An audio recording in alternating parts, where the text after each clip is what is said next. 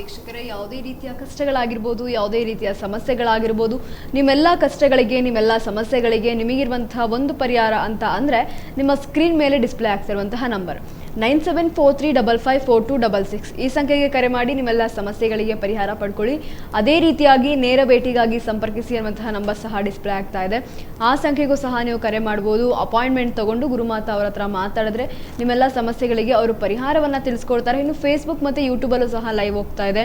ಅಲ್ಲೂ ಸಹ ನೀವು ಕಮೆಂಟ್ ಹಾಕುವ ಮೂಲಕ ನಿಮಗಿರುವಂತಹ ಸಮಸ್ಯೆಗೆ ಪರಿಹಾರವನ್ನು ಪಡ್ಕೋಬೋದು. ತಪ್ಪದೆ ಕರೆ ಮಾಡಿ ನಿಮ್ಮೆಲ್ಲ ಸಮಸ್ಯೆಗಳಿಗೆ ಪರಿಹಾರವನ್ನು ಪಡ್ಕೊಳ್ಳಿ.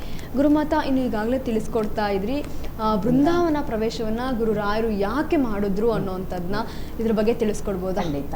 ನೋಡಿ, ಹಾಗಾಗಿ ಸ್ವಾಮಿ ಅವತಾರದಿಂದ ಬಂದಂಥ ಕೃತಾಯುಗ, ತ್ರೇತಾಯುಗ, ದ್ವಾಪರಯುಗ, ಕಲಿಯುಗ.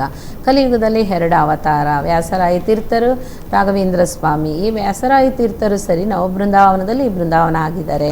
ಹಾಗಾಗಿ ಒಂದು ದಿವಸ ಅದನ್ನು ಸಹ ನಾನು ತಿಳಿಸ್ಕೊಡ್ತೀನಿ. ನವಬೃಂದಾವನದಲ್ಲಿ ಒಬ್ಬೊಬ್ಬರು ಯತಿಗಳು ಒಂದೊಂದು ಅವತಾರದಲ್ಲಿ ಜೀವ ಸಮಾಧಿ ಆಗಿರೋ ಅಂಥದ್ದು ಬೇಕಾದಷ್ಟು ಸಾಧನೆ ಮಾಡಿದ್ದಾರೆ. ನೋಡಿ, ಅಷ್ಟು ಜೀವ ಸಮಾಧಿ ಅನ್ನೋಂಥದ್ದು ಸಾಧಾರಣ ವಿಷಯ ಅಲ್ಲ. ರಾಘವೇಂದ್ರ ಸ್ವಾಮಿ ಬೃಂದಾವನ ಪ್ರವೇಶ. ರಾಘವೇಂದ್ರ ನಾವು ಸಾಧಾರಣವಾಗಿ ಮಾತಾಡುವಾಗ ಜೀವ ಬೃಂದಾವನ ಅಂತ ಹೇಳ್ಬಿಡ್ತೀವಿ, ಆದರೆ ಜೀವ ಬೃಂದಾವನ ಅಲ್ಲ, ಅದು ಬೃಂದಾವನ ಪ್ರವೇಶ ಅಂತ ಹೇಳಬೇಕು. ಬೃಂದಾವನಕ್ಕೆ ಪ್ರವೇಶ ಮಾಡಿದ್ದಾರೆ ಭಗವಂತ. ಇವಾಗ ನಾವು ಗೃಹ ಪ್ರವೇಶ ಅಂತ ಹೇಳ್ತೀವಲ್ಲ, ಏನಕ್ಕೆ ಗೃಹ ಪ್ರವೇಶ ಅಂತೀವಿ? ಗೃಹ ಅಂದರೆ ಮನೆ, ಪ್ರವೇಶ ಅಂದರೆ ಹೋಗ್ತೀವಲ್ವ, ಅದೇ ರೀತಿ ಬೃಂದಾವನ ಪ್ರವೇಶ ಅಂತ ಹೇಳಬೇಕು. ರಾಯರು ನೋಡಿ ಏನಕ್ಕೋಸ್ಕರ ಬೃಂದಾವನ ಪ್ರವೇಶ ಆದರು ಅಂತ ಅಂದರೆ, ಈ 3 ಯುಗಗಳಲ್ಲೂ ನಡೆದಂಥ ಎಲ್ಲನೂ ಪಾಪ ಕರ್ಮಗಳಾಗಲಿ ಎಂಥದ್ದೇ ಆಗಿರಲಿ ಅದನ್ನೆಲ್ಲ ನೀನು ಸರಿಪಡಿಸ್ಬೇಕು ಅಂತ ಹೇಳಿ ಆ ಕೃಷ್ಣ ಪರಮಾತ್ಮನ ಮಾತಿಗೆ ತಪ್ಪದೆ ಆ ಭಗವಂತ ಬೃಂದಾವನ ಹಾಕ್ತಾರೆ. ಅದರಲ್ಲೂ ನೋಡಿ ಕೃಷ್ಣ ಪರಮಾತ್ಮನೇ ಬೃಂದಾವನಕ್ಕೆ ಪ್ರವೇಶ ಮಾಡಿಸೋ ಅಂಥದ್ದು 48 ಅಡಿ ಆಳದಲ್ಲಿ ರಾಯರು ಕೂತಿದ್ದಾರೆ. ಹಾಗಾಗಿ ಆ ಬೃಂದಾವನ ಆಗಿದ್ದಂಥ ಸ್ಥಳನೂ ಸರಿ ಶ್ರೀರಾಮಚಂದ್ರ ಪಾದ ಮುಟ್ಟಿದಂಥ ಒಂದು ಕಲ್ಲಾಗಿತ್ತೆ.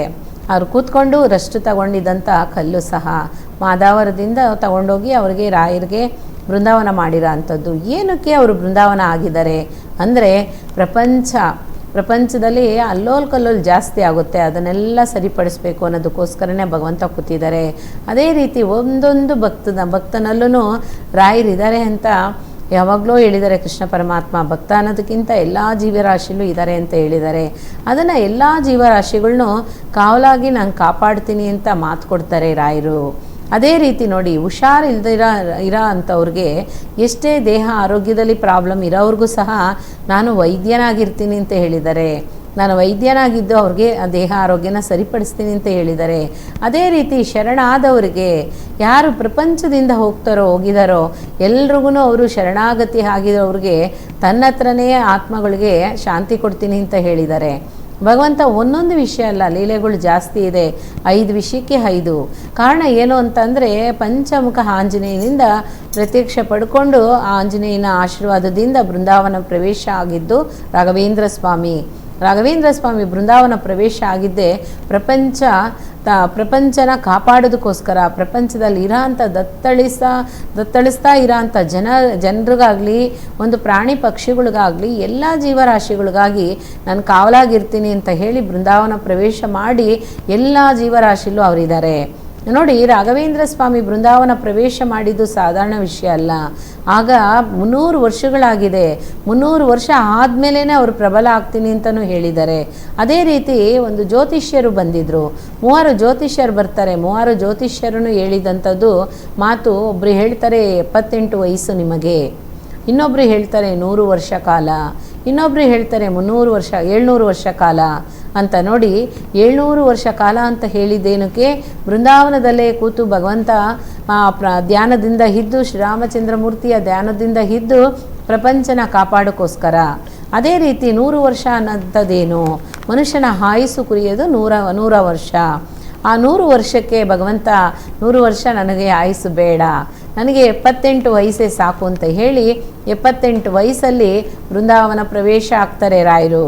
ಅದಕ್ಕೆ ಹೇಳೋದು 78 ವಯಸ್ಸು ಆಗಿದ ತಕ್ಷಣ ರಾಯರನ್ನ ದರ್ಶನ ಮಾಡಬೇಕು ಅಂತ ಹೇಳ್ತೀವಿ. ಯಾಕೆಂದರೆ ಗುರುವಿಂದ ನಾವು ಮುಕ್ತಿ ಹೊಂದಬೇಕು ಅನ್ನೋಂಥದ್ದಿದೆ. ಗುರುವಿಂದ ನಾವು ಮುಕ್ತಿ ಯಾಕೆ ಹೊಂದಬೇಕು ಅಂದರೆ ನೋಡಿ, ಎಲ್ಲರೂ ಹೋಗಿದ ತಕ್ಷಣ ಶಿಷ್ಯನೇ ನೋಡಬೇಕು, ನಾವು ಗುರುನ ಡೈರೆಕ್ಟಾಗಿ ನೋಡೋಕ್ಕಾಗಲ್ಲ. ಹಾಗಾಗಿ ದೀಕ್ಷೆ ಇಲ್ದಿರ ಮೋಕ್ಷನೂ ಇಲ್ಲ.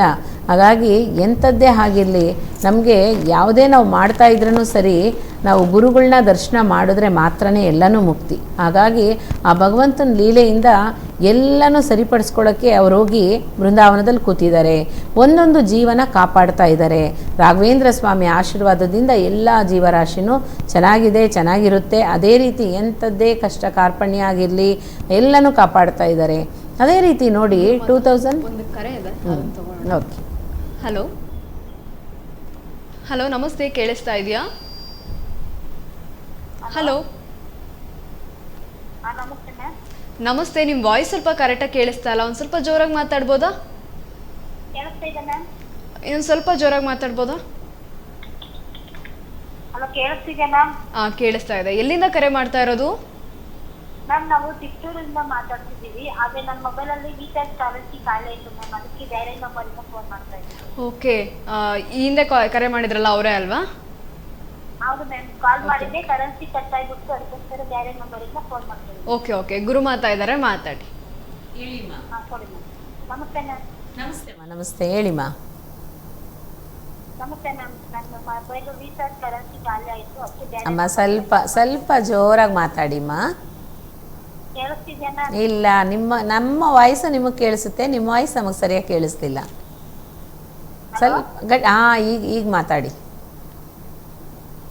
ಏನು ಹೇಳಿಮ್ಮ? ಇವಾಗ ಹಾಂ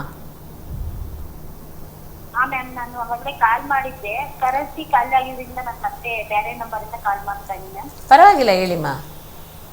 ಮ್ಯಾಮ್ ನಂದು ಚಿಕ್ಕೂರ್ ಹತ್ರ ಹಳ್ಳಿ ಮ್ಯಾಮ್, ಚಿಕ್ಕ ಹಳ್ಳಿ. ಹಾಂ, ನಂದು ಮದುವೆ ಆಗಿದೆ, ಬಟ್ ಹಸ್ಬೆಂಡ್ ನಮ್ಮ ಜೊತೆ ಇಲ್ಲ ಮ್ಯಾಮ್. ಅದೇ ಆದಷ್ಟು ಬೇಗ ದೂರ ಆಗ್ಬಿಟ್ಟಿದ್ದೀರಾ? ಇಲ್ಲ ಮ್ಯಾಮ್, ಅವರು ಅಲ್ಲ 8 ವರ್ಷ ಆಯ್ತು ಎಕ್ಸ್ಪೈರ್ ಆಗಿದ್ದಾರೆ, ಇಲ್ಲ ಅವರು. ಇವಾಗ ನಮ್ಮ ಜೊತೆ ಬೇರೆಯವರಿದ್ದಾರೆ, 8 ವರ್ಷದಿಂದ ನಮ್ಮ ಜೊತೆ ಬೇರೆಯವರಿದ್ದಾರೆ.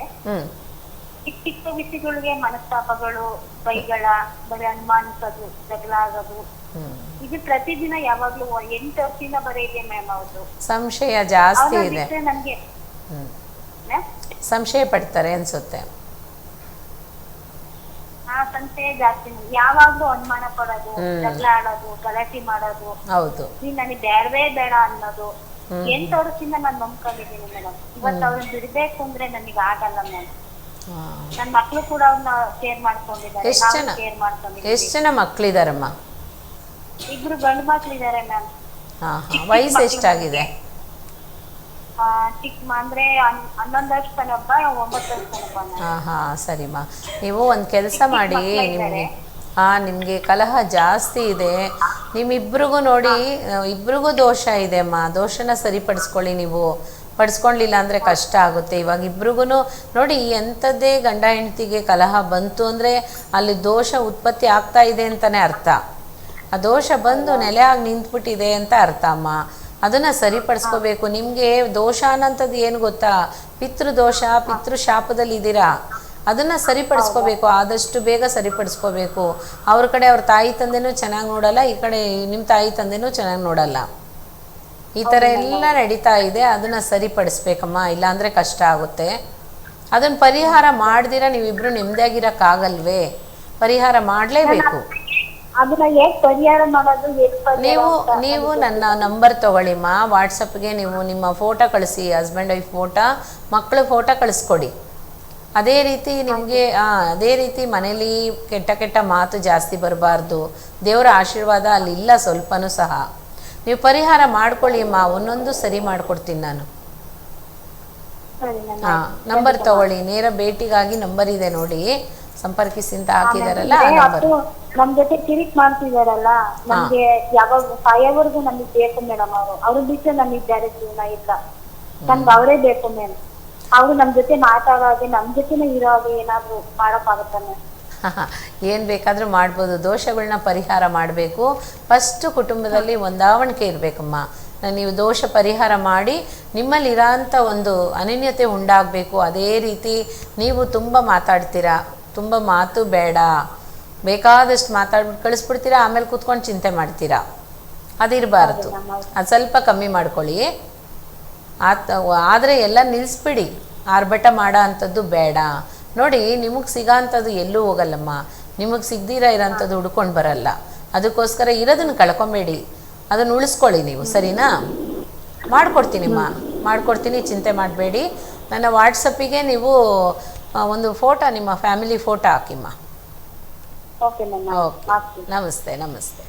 ಕರೆ ಮಾಡಿದ್ದಕ್ಕಾಗಿ ಧನ್ಯವಾದ ಅಮ್ಮ. ವೀಕ್ಷಕರೇ, ಯಾವುದೇ ರೀತಿಯ ಕಷ್ಟಗಳಾಗಿರ್ಬೋದು, ಯಾವುದೇ ರೀತಿಯ ಸಮಸ್ಯೆಗಳಾಗಿರ್ಬೋದು, ಎಲ್ಲ ರೀತಿಯಲ್ಲೂ ಸಹ ನಿಮಗೆ ಯಾವುದಾದ್ರು ಸಮಸ್ಯೆಗಳು ನಿಮ್ಮನ್ನು ಕಾಡ್ತಾ ಇದೆ ಅನ್ನುವಂಥದ್ದಾದರೆ ನೇರ ಭೇಟಿಗಾಗಿ ಸಂಪರ್ಕಿಸಿ ಅನ್ನುವಂತಹ ನಂಬರ್ ಡಿಸ್ಪ್ಲೇ ಆಗ್ತಾ ಇದೆ. ಆ ನಂಬರ್ಗೆ ನೀವು ಕರೆ ಮಾಡ್ಬೋದು, ಅದೇ ರೀತಿಯಾಗಿ ಮೆಸೇಜ್ ಹಾಕ್ಬೋದು. ಮುಖ್ಯವಾಗಿ ಅಪಾಯಿಂಟ್ಮೆಂಟ್ ತಗೊಂಡು ಕರೆ ಮಾಡಿದ್ರೆ ನಿಮಗೆ ಅಂತ ಸೀಮಿತವಾಗಿರುವಂತಹ ಟೈಮಲ್ಲಿ ನೀವು ಗುರುಮಾತಾ ಹತ್ರ ಆರಾಮಾಗಿ ಮಾತಾಡ್ಬೋದು. ಎಲ್ಲ ರೀತಿಯಲ್ಲೂ ಸಹ ನಿಮ್ಮ ಸಮಸ್ಯೆಗಳನ್ನ ಹಂಚ್ಕೋಬೋದು. ಯಾವುದೇ ರೀತಿಯ ಸಮಸ್ಯೆಗಳಾಗಿರ್ಬೋದು, ಎಲ್ಲ ರೀತಿಯಲ್ಲೂ ಸಹ ಒಂದಷ್ಟು ಸಮಸ್ಯೆಗಳನ್ನ ಅವರು ಗುರುತಿಸಿ ತಿಳಿಸ್ಕೊಡ್ತಾರೆ. ಮುಖ್ಯವಾಗಿ ಒಂದಷ್ಟು ಜನ ನಿನ್ನೆ ಕಾರ್ಯಕ್ರಮವನ್ನ ನೋಡಿದ ನಂತರ ಒಂದಷ್ಟು ಜನ ಪ್ರಶ್ನೆಯನ್ನ ಕೇಳಿರುವಂತದ್ದು, ನಾವು ಹುಟ್ಟಿರುವಂತಹ ದಿನಾಂಕ ನಮಗೆ ಗೊತ್ತಿದೆ, ಆದ್ರೆ ಯಾವ ದೇವರ ಆರಾಧನೆಯನ್ನ ಮಾಡಬೇಕು ಅನ್ನೋಂಥದ್ದು ಗೊತ್ತಿಲ್ಲ ಅಂತ ಹೇಳ್ತಾ ಇದ್ರಿ. ಹೌದು, ಗುರುಮಾತಾ ಆ ಸಮಸ್ಯೆಗೆ ಈಗಾಗಲೇ ನಿಮ್ಗೆ ಒಂದ್ಸಲ ತಿಳಿಸ್ಕೊಟ್ಟಿದ್ರು. ಅದಕ್ಕೂ ಸಹ ನಿಮ್ಗೆ ಗುರುಮಾತಾ ನಿಮ್ಗೆ ಪರಿಹಾರವನ್ನ ಹುಡುಕೊಡ್ತಾರೆ. ನೀವು ಹುಟ್ಟಿರುವಂತಹ ದಿನಾಂಕವನ್ನ ಗುರುಮಾತಾಗೆ ತಿಳಿಸಿದ್ರೆ ಯಾವ ದೇವರ ಆರಾಧನೆಯನ್ನ ಮಾಡಿದ್ರೆ ಉತ್ತಮ ಅನ್ನುವಂಥದ್ನ ಗುರುಮಾತಾ ನಿಮ್ಗೆ ತಿಳಿಸ್ಕೊಡ್ತಾರೆ. ಉದಾಹರಣೆಗೆ ಇವಾಗ 30-31ನೇ ತಾರೀಕು ಹುಟ್ಟಿರುವಂಥವ್ರು ಯಾವ ದೇವರ ಆರಾಧನೆಯನ್ನ ಮಾಡಬೇಕು ಅನ್ನೋಂತಾದ್ರೆ ಗುರುಮಾತಾ ನಿಮ್ಗೆ ಅದಕ್ಕೆ ತಿಳಿಸ್ಕೊಡ್ತಾರೆ, ಯಾವ ದೇವರ ಆರಾಧನೆಯನ್ನ ಮಾಡಬೇಕು ಅಂತ. ತಪ್ಪದೇ ನೇರ ಭೇಟಿಗಾಗಿ ಸಂಪರ್ಕಿಸಿ ಅನ್ನುವಂತಹ ನಂಬರ್ಗೆ ನೀವು ಕರೆ ಮಾಡ್ಬೋದು. ಎಲ್ಲ ರೀತಿಯಲ್ಲೂ ಸಹ ನೀವು ಗುರುಮಾತಾ ಅವರು ನಿಮಗೆ ಪರಿಹಾರವನ್ನ ತಿಳಿಸ್ಕೊಡ್ತಾರೆ. ಗುರುಮಾತಾ, ಇನ್ನು ಇವತ್ತಿನ ಕಾರ್ಯಕ್ರಮದಲ್ಲಿ ಇನ್ನು ಬೃಂದಾವನ ಪ್ರವೇಶದ ವಿಚಾರವನ್ನ ಮಾತಾಡ್ತಾ ಇದ್ದೀವಿ. ಅದನ್ನ ಮುಂದಿನ ಸಂಚಿಕೆಯಲ್ಲಿ ಮತ್ತೆ ವೀಕ್ಷಕರಿಗೆ ತಿಳಿಸ್ಕೊಡೋಣ. ಯಾಕೆಂದ್ರೆ ಯಾವುದೇ ವಿಚಾರವನ್ನು ನಾವು ಅರ್ಧಕ್ಕೆ ಬಿಟ್ಟು ಮತ್ತೆ ಬೇರೆ ವಿಚಾರಕ್ಕೆ ಹೋಗೋದು ಬೇಡ. ನಾಳಿನ ಸಂಚಿಕೆಯಲ್ಲಿ ಮೊದಲನೇದಾಗಿ ಬೃಂದಾವನ ಪ್ರವೇಶವನ್ನ ಯಾಕೆ ಮಾಡಿದ್ರು ಅನ್ನೋಂಥದ್ದನ್ನ ತಿಳಿಸ್ಕೊಡ್ರು. ಇನ್ನು ಇವತ್ತು ಎಲ್ಲಾ ರೀತಿಯಲ್ಲೂ ಸಹ ಅಂದ್ರೆ ರಾಯರ ಜನ್ಮದ ಗುಟ್ಟಾಗಿರ್ಬೋದು, ಅದೇ ರೀತಿಯಾಗಿ ಗುರುರಾಯರು ಯಾವೆಲ್ಲ ರೀತಿಯಲ್ಲಿ ಪವಾಡವನ್ನ ಮಾಡಿದ್ದಾರೆ, ಮುಖ್ಯವಾಗಿ ಶ್ರೀಗಂಧವನ್ನ ಮೈಗೆ ಹಚ್ಚೋದ್ರಿಂದ ಯಾವೆಲ್ಲ ರೀತಿಯಲ್ಲಿ ಒಂದಷ್ಟು ಲಾಭಗಳು ಸಿಗುತ್ತೆ ಅನ್ನೋಂಥದ್ದನ್ನ ತಿಳಿಸ್ಕೊಟ್ರಿ. ಧನ್ಯವಾದ. ನಮಸ್ಕಾರ. ವೀಕ್ಷಕರೇ, ಇವತ್ತಿನ ಕಾರ್ಯಕ್ರಮದಲ್ಲಿ ಗುರುಮಾತಾ ಮುಖ್ಯವಾಗಿ ಗುರುರಾಯರ ಜನ್ಮದ ಗುಟ್ಟು. ಯಾಕಂದ್ರೆ ಪ್ರತಿಯೊಬ್ಬರ ಜನನದ ಹಿಂದೆ ಒಂದಲ್ಲ ಒಂದು ಕಾರ್ಯ ಇದ್ದೇ ಇರುತ್ತೆ. ಯಾವೆಲ್ಲ ರೀತಿಯಲ್ಲಿ ಜನನ ಆಗಿರುತ್ತೆ, ಅದರಿಂದ ಇರುವಂತಹ ಮಹತ್ವ ಏನು, ಯಾಕೆ ಇವರ ಜನನ ಆಗಿದೆ ಅನ್ನೋದು ಬಹಳ ಮುಖ್ಯ ಆಗಿರುತ್ತೆ. ನಿಜಕ್ಕೂ ಗುರುರಾಯರ ಜನನ ನಮ್ಮ ಲೋಕ ಕಲ್ಯಾಣಕ್ಕೆ ಅಂತಾನೆ ಹೇಳ್ಬೋದು. ಈಗಾಗಲೇ ಗುರುಮಾತಾ ತಿಳಿಸ್ಕೊಟ್ಟಂತೆ ಈಗಾಗಲೇ ಗುರುರಾಯರು ಲೋಕ ಕಲ್ಯಾಣವನ್ನ ಮಾಡಿದ್ದಾರೆ ಅಂತಾನೆ ಹೇಳ್ಬೋದು. ಇನ್ನು ಬಹಳಷ್ಟು ಲೋಕ ಕಲ್ಯಾಣಕ್ಕಾಗಿ ಅವರ ಹಿಂದೆ ಇರುವಂತಹ ಅನುಯಾಯಿಗಳು ಯಾರ್ಯಾರಿದ್ದಾರೆ, ಗುರುರಾಯರ ಭಕ್ತರು ಯಾರ್ಯಾರಿದ್ದಾರೆ, ಅವರು ಇವತ್ತಿಗೂ ಸಹ ಲೋಕ ಕಲ್ಯಾಣಕ್ಕಾಗಿ, ಲೋಕ ಕಲ್ಯಾಣದ ಒಳತಿಗಾಗಿ ಕಾರ್ಯವನ್ನ ಮಾಡ್ತಾ ಇದ್ದಾರೆ. ಮುಖ್ಯವಾಗಿ ಇವತ್ತಿನ ನಮ್ಮ ಕಾರ್ಯಕ್ರಮದಲ್ಲಿ ಎಂದಿನಂತೆ ಗುರುಮಾತಾ ಪ್ರತಿ ಬಾರಿಯೂ ಸಹ ಲೋಕ ಕಲ್ಯಾಣದ ವಿಚಾರ ಆಗಿರ್ಬೋದು, ಗುರುರಾಯರ ಮಂತ್ರಾಲಯದ ವಿಚಾರಗಳಾಗಿರ್ಬೋದು ಪ್ರತಿ ಬಾರಿಯೂ ಸಹ ತಿಳಿಸ್ಕೊಡ್ತಾ ಇರ್ತಾರೆ. ಯಾಕೆಂದ್ರೆ ದೀಕ್ಷೆಯನ್ನ ಪಡ್ಕೊಂಡಂತಹ ಎಲ್ಲರೂ ಸಹ ಲೋಕ ಕಲ್ಯಾಣವನ್ನ ಮಾಡಬೇಕು ಅನ್ನೋಂಥದ್ದು ಅವರ ಮನಸ್ಸಲ್ಲಿ ಇರಲ್ಲ. ಕೆಲವೊಂದಷ್ಟು ಬಾರಿ ಕೆಲವೊಬ್ಬರಿಗೆ ಮಾತ್ರ ಇರುವಂಥದ್ದು. ಅದೇ ರೀತಿಯಾಗಿ ಗುರುಮಾತಾ ಅದೇ ರೀತಿಯಾಗಿ ಮಾಡ್ಕೊಂಡ್ ಬಂದಿರುವಂಥದ್ದು. ಇನ್ನು ನಾಳೆ ಮುಖ್ಯವಾಗಿ ಬೃಂದಾವನ ಪ್ರವೇಶವನ್ನ, ಅದರಲ್ಲೂ ಜೀವಂತವಾಗಿ ಬೃಂದಾವನ ಪ್ರವೇಶವನ್ನ ಗುರುರಾಯರು ಯಾಕೆ ಮಾಡಿದ್ರು ಅನ್ನುವಂಥದ್ದನ್ನ ಗುರುಮಾತಾ ನಿಮಗೆ ತಿಳಿಸ್ಕೊಡ್ತಾರೆ. ತಪ್ಪದೇ ನಾಳಿನ ಕಾರ್ಯಕ್ರಮವನ್ನ ವೀಕ್ಷಿಸಿ. ನಾಳೆ 8 ಗಂಟೆಯಿಂದ 9 ಗಂಟೆಗೆ ನಿಮ್ಮ ಮುಂದೆ ಬರ್ತೀವಿ. ಅಲ್ಲಿವರೆಗೂ ನೀವು ನೋಡ್ತಾ ಇರಿ ಸ್ಪೀಡ್ ನ್ಯೂಸ್ ಕನ್ನಡ. ಸುದ್ದಿ ನಿಮ್ಮದು, ವೇಗ ನಮ್ಮದು.